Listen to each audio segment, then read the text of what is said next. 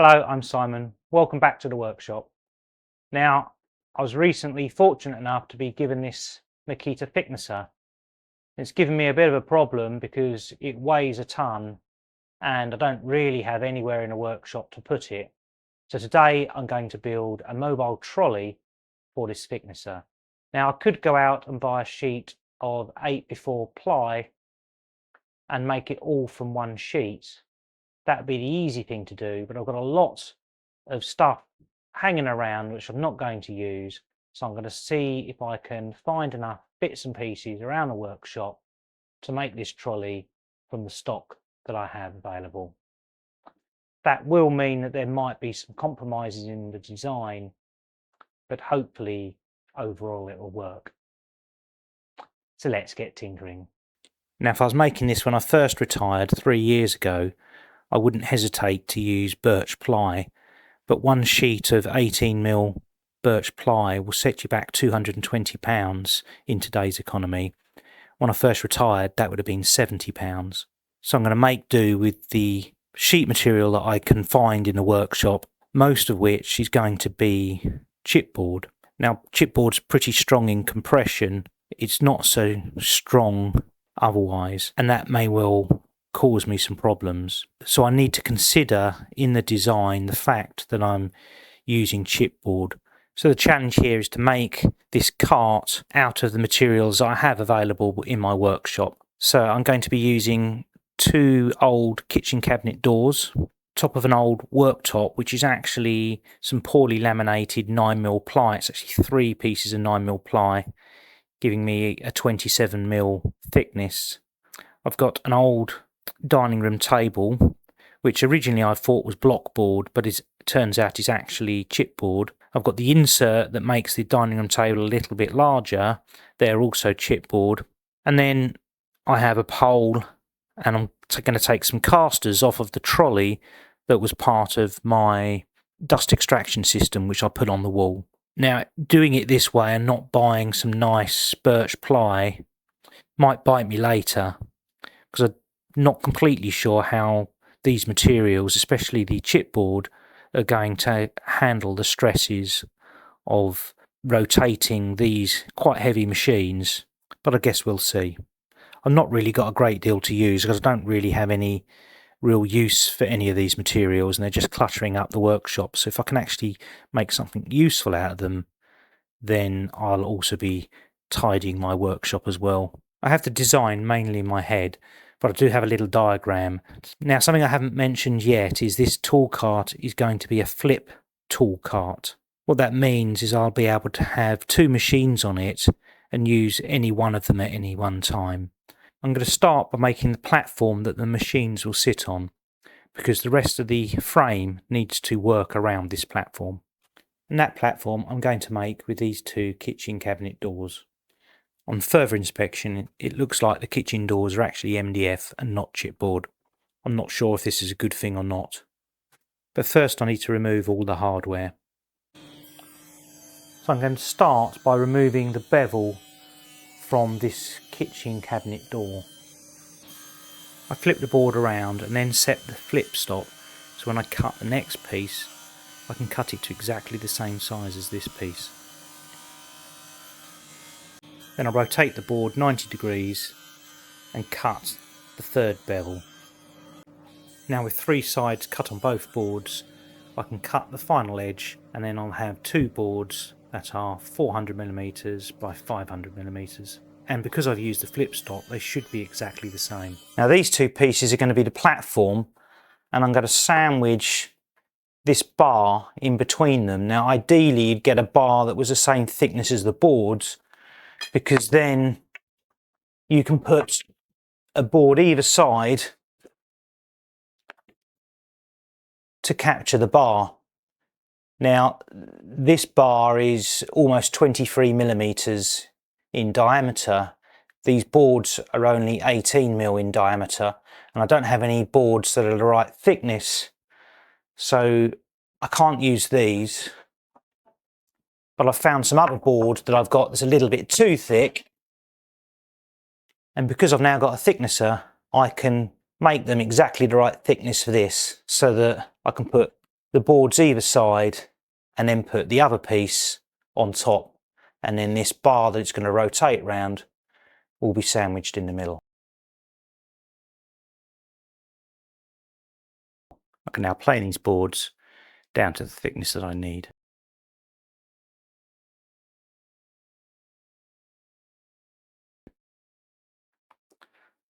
I'm deliberately making this difficult for myself because you can probably all see that I cut these all a bit too short. So I've got a solution to that. I cut these at 400, they should have been cut at 500. I've cut an extra board and I'm going to rip it down the middle, chop it here and here. Oh, I won't have any end grain showing other than these little bits here. But these are now all the right thickness. That's one thing I got right. The main reason I want the boards inside and I'm not leaving it hollow, one is because I need boards here anyway to capture this pipe. But the other is I want a solid platform for the bolts to go through when I'm bolting on the machines, because the machines are pretty heavy. I do want it to be nice and secure. I don't really feel I've got that level of security just with the MDF on its own. So this will need a little tidy up on the table saw afterwards, but it's almost perfectly the right space now. I added a couple of wooden spacers from some scrap that I took out of the bin and ripped on the bandsaw. I did that off camera, so I now need to glue these pieces to the piece of MDF. Now I've done tests on which glue to use to glue the wood to this laminate surface, and the 4 glues that I tried were CA glue, PVA glue, 5-minute epoxy and UHU, and I got some pretty surprising results. The main call out is I'm going to use PVA glue, but I'm going to try and score the surface a little bit just to help it even further, although I don't think it is really necessary. If you want to see a short video about which glue to use when you're gluing wood to laminated surfaces, then pop by my channel and find it. It's definitely worth a watch.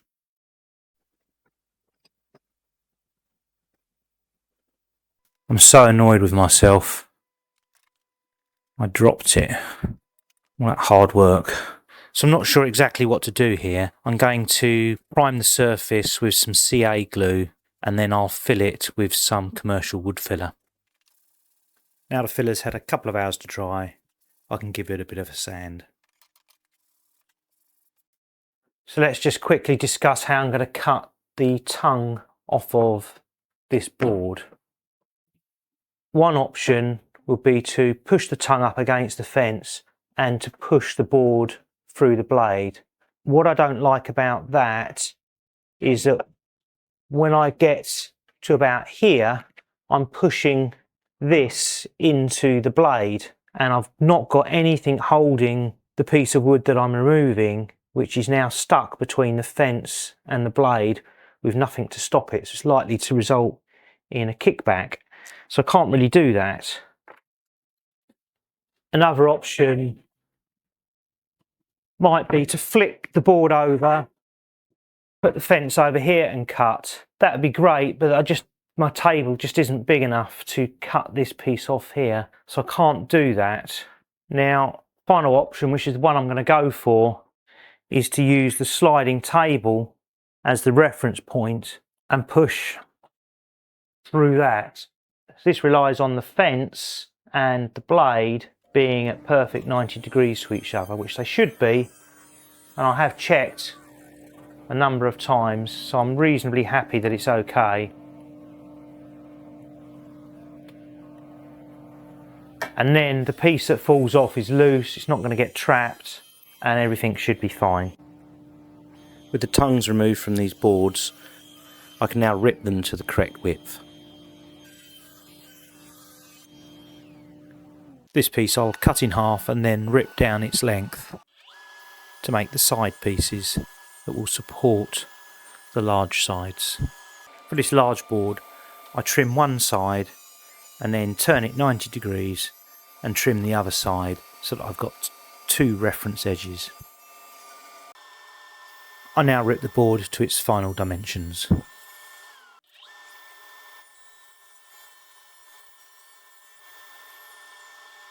I thought my table saw was producing a bit more dust than usual.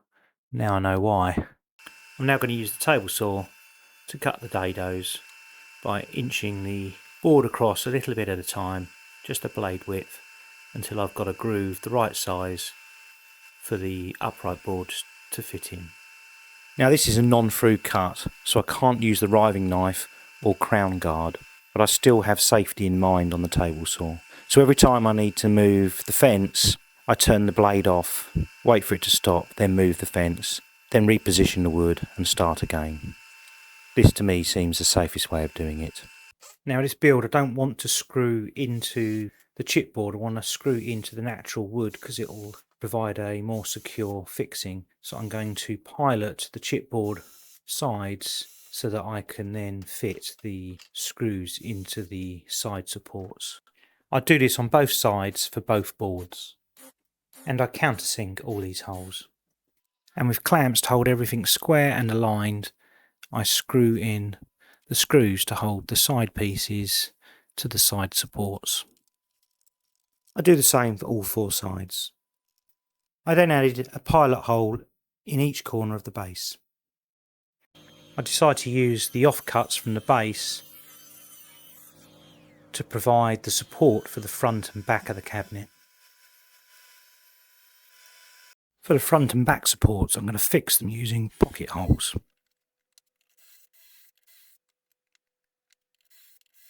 I clamp, then fit the pocket hole screws.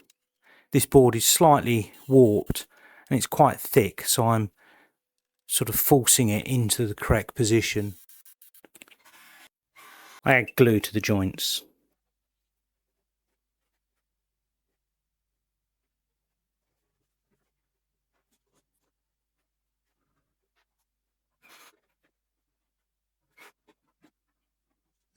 I now add the last screws to the base. Now I forgot to drill the main pivot hole. As a result, I've had to mark each one independently and hope that they're opposite each other. And I've added some backing material to reduce blowout. And I drill both sides. So I added the pipe as a test fit, and it fits nicely, but I now can't get the pipe out, so I'm going to have to finish the build with it already fitted. So I'm going to have to cut the pipe in situ. I'm now going to accessorise the trolley. Working in a small workshop means space is really at an optimum, so anywhere that I can create extra functionality for very little space, especially if that functionality results in me being able to store stuff, is a real bonus. So I'm going to start by making a couple of pockets on each side. These could hold sandpaper or manuals, anything that's thin and needs a pocket. So whilst I'm waiting for some parts to arrive, I'm keen to get on. So I've added some clamps to each corner just to prevent the platform from moving so that I can get the tools fixed in place. This could be a very expensive mistake. I pilot the mounting holes.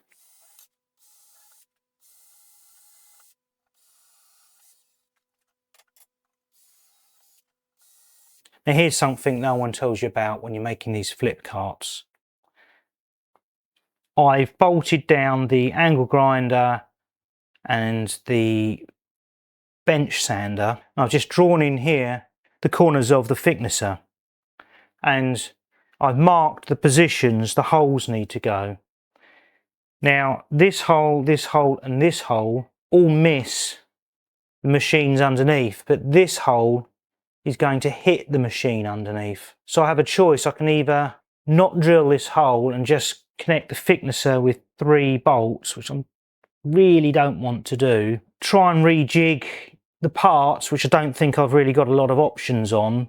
Or lastly, and it's the thing that I am gonna do, is I'm gonna unbolt this one, rotate this out the way somewhat, drill this hole, bolt the thicknesser down, then slide this back and then put this bolt in and bolt it up, because this is the one bolt that's outside of the thicknesser footprint, luckily, so I should be able to do that. Often when I get to this part of the build, I start thinking about the people that may be watching this video. Are they enjoying it? I now fit the spring-loaded latch clamps. Will they subscribe? Will they share the video with others? It can be really difficult to know if your videos are enjoyed by people if no one clicks that thumbs up or doesn't leave a comment to say they enjoyed it. But I make them anyway, so I guess it doesn't really matter. But it would be nice to see that people are actually enjoying the video with a subscription or a thumbs up.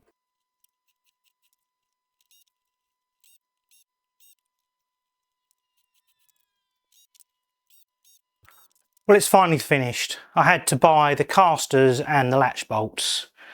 Everything else was just from scrap that I had laying around the workshop. The whole thing is very well balanced, so it doesn't really require any strength to move from one mode to the other, and it holds nicely while you're putting the bolts back in. If you've enjoyed this video, please leave a thumbs up. If you haven't already, then please subscribe. If you've got any questions or comments about this build or any of my other videos, then please leave them in the comments below.